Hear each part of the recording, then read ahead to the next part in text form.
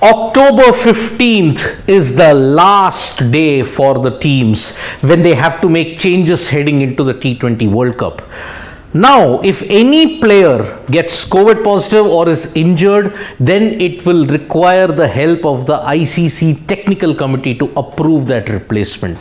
So there were some last minute changes in the teams that were there before for the T20 World Cup in the squads, and here in this video I am going to present to you the full and final updated squad list of all the teams in the T20 World Cup. So remember, as I've said, all of this has been updated and teams had time till October 15 to ensure they can make the changes. Now after that, any other subsequent changes in the squad will have to go through the ICC technical committee. If the ICC technical committee approves of that, only then the player can be included as a replacement. So let us begin first with India, the team that we all had our eyes on, and there was confusion and chaos right until the very end. Jasprit Bumrah was ruled out for the whole tournament, and that confirmation also came much later.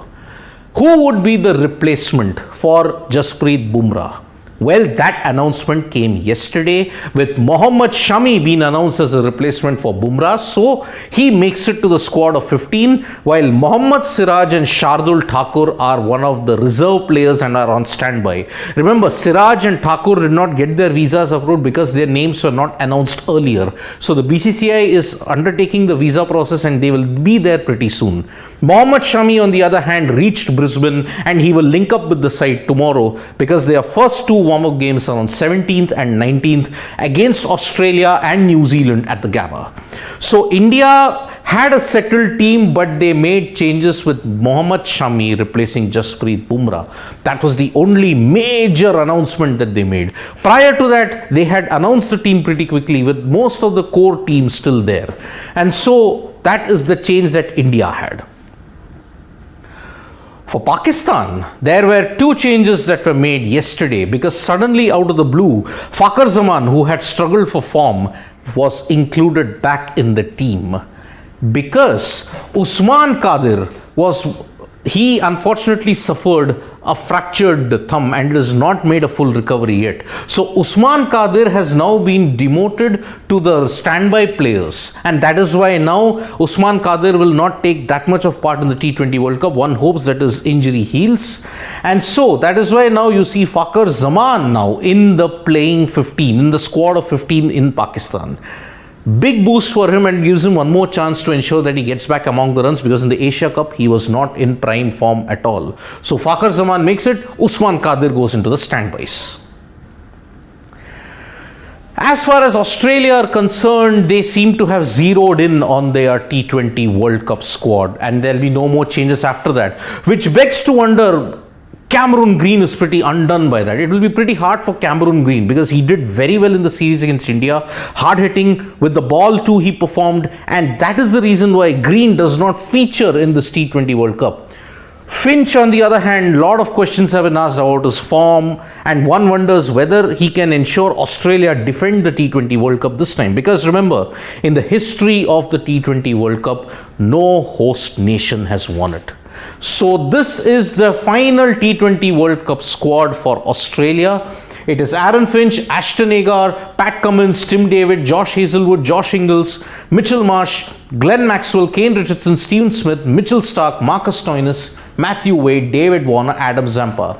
There are some question marks over Ashton Agar though, and they're taking a final call on it, and if that happens, then Green might come in place of Agar, because Agar is still nursing a thumb injury that he sustained earlier. So he's not been part of many T20Is heading into the World Cup for them. No problems though for the England team, and this is the final 15 that they are going to take to the World Cup. Joss Buttler, Moeen Ali, Harry Brook, Sam Curran, Chris Jordan, Liam Livingstone, David Malan, Adil Rashid, Phil Salt, Ben Stokes, Reece Topley, David Willey, Chris Wokes, Mark Wood and Alex Hales. Remember, Ben Stokes came back into the England cricket team after a gap of over 1 year, and he will be the difference maker this time. Joss Buttler, in his first full-time assignment down under, he has really done well as captain, and England won the T20I series against Australia, so that will be a major boost for them. The standby players are Liam Dawson, Richard Gleeson and Tymal Mills. There were some fitness concerns over Daryl Mitchell though for New Zealand. Remember, he missed the tri-series because of an injury that he sustained during training, and because of that there were concerns whether Mitchell would make it, but apparently it looks like Mitchell has regained fitness and he will be there. So not many changes in the New Zealand team though. Kane Williamson, Tim Southee, Ish Sodhi, Mitchell Santner, Glenn Phillips, Jimmy Neesham, Daryl Mitchell, Adam Milne, Martin Guptill, Lockie Ferguson, Devon Conway, Mark Chapman, Michael Bracewell, Trent Bolt and Phil Allen. Remember, Michael Bracewell has been in fantastic form for them, and that is why he won the Player of the Series award in the Tri-Series also. And Tim Southee recently played his 100th T20I. All hopes will be on New Zealand, but New Zealand having not won a white ball game there ever since 2009 in Australia, that will really play on their minds. South Africa, well, even they too have had an injury update because Dwayne Pretorius is out, and that is why Marco Jansen has been elevated into the 15. Dwayne Pretorius was South Africa's ultimate weapon in the death overs, but now his absence leaves them with only Marco Jansen there. Remember, even prior to the announcement, Rassie van der Dussen was ruled out for the T20 World Cup because of an injury that he sustained in the second test against England. So that is why van der Dussen's absence, in comparison with even Dwayne Pretorius' absence, does weaken South Africa slightly, but they have plenty of depth. No such problems for Afghanistan though. They seem to have a settled core, and one hopes that they can really make an impact, because remember, in the 2021 Asia Cup, they were the team to beat, and had it not been for those 2 sixes by Naseem Shah, Afghanistan could very well have qualified for the next round, in the semi-finals in fact. So, Mohammad Nabi, Najibullah Zadran, Raimanullah Gurbaz, Azmatullah Omarzai, Darwish Rasuli, Farid Ahmad Malik, Fazal Haq Faruqi, Hazratullah Zazai, Ibrahim Zadran, Mujibur Rahman, Naveenul Haq, Qais Ahmad, Rashid Khan, Salim Safi and Usman Ghani. Remember, Rashid Khan, Adelaide Strikers, Mohammad Nabi with the Melbourne Renegades. They are the Afghan players who have had tremendous experience playing in Australia. Bangladesh, what can you say about them? Because they have had a horrendous build up to the T20 World Cup. They went winless in the Tri-Series. Their 4 wins in this year have come with 2 against the UAE, 1 against Zimbabwe, 1 against Afghanistan. Lot of questions have been asked about Shakib Al Hasan and whether he can inspire them, because his bowling has suffered in T20Is.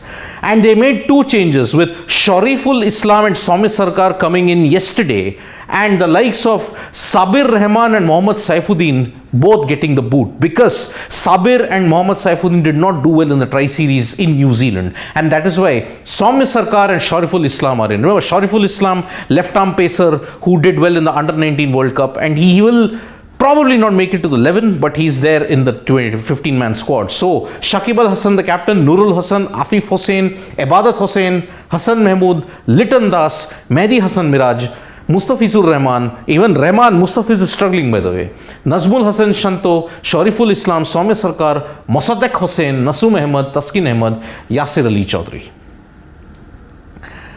West Indies, on the other hand, they have endured a torrid run in Australia. They have won only 1 game in all formats in Australia since 2013. That was a T20 in Brisbane. This team now will be hoping that they can overcome their disappointment. 2-0 in the recent T20I series against Australia will not put them in a good stead. Remember, they are also playing the qualifiers, and they are in a pretty tough qualifying group with Zimbabwe and Ireland also in that. So Nicholas Pooran, the captain, Robman Powell, Yannick Carrier, who did impress in the T20Is by the way, Johnson Charles, Sheldon Cottrell, Shimron Hetmeyer, although Hetmeyer is not there in the team, let us be very clear about that. So Jason Holder, Akil Hussain, Alzari Joseph, Brandon King, Evan Lewis, Kyle Mayers, Obed McCoy, Raymond Reefer, Odin Smith. Remember, in place of Shimron Hetmeyer, it is Shamar Brooks who's there. So that is the one change that is there in the T20 World Cup of 2022 in the West Indies team. Lot of problems when it comes to the Asia Cup champions Sri Lanka. Tasun Shanaka, Danushka Gunatilaka, Patum Nisanka, Kusal Mendes, Charit Asalanka, Bhanuka Rajapaksa, Dhananjay De Silva, Wanindu Hasaranga, Mahish Thikshana, Jeffrey Vandersay, Chamika Karunaratne. Really potent Sri Lankan batting and bowling lineup. If you have to include Dilshan Madhushanka and Pramod Madhushan, who had impressed in the final. But Dushmanta Chamira and Lahiru Kumara, they are subject to fitness, and one wonders whether they can make it because their injuries are still not healed apparently. The standby players are Praveen Jayavikrama, Ashin Bandara, Dinesh Chandimal, Binura Fernando and Nuvanindu Fernando. So, whether if either of these two fail to make it, then perhaps you may have Praveen Jayavikrama and Binura Fernando probably making those places up. So that is Sri Lanka in a nutshell. 2 players subject to fitness. Whether it happens, it remains to be seen. We know that Ireland, Zimbabwe, UAE, Netherlands are all playing in the qualifiers, but we will only update the squads once we know who are the other 2 qualifiers apart from Sri Lanka and the West Indies who can qualify. Remember, if West Indies crash out in the qualifiers, it's a massive upset. Zimbabwe, Ireland, either of those 2 or either of Zimbabwe or Ireland can make it. Sri Lanka are all but certain to make it from that group because there's only Namibia and the other associates, UAE in particular there. So Sri Lanka and West Indies are all but certain, but who will be the second from Group B, whether it is Zimbabwe or Ireland, that we will come to know by the end of the 20th. So thank you so much folks for joining us for this live. We'll be back with more updates from Sports Today. Press the like, comment and share button. We are also there on Facebook, Twitter and Instagram. And don't forget, the T20 World Cup qualifiers begin tomorrow. The real action begins on 22nd October. Thank you.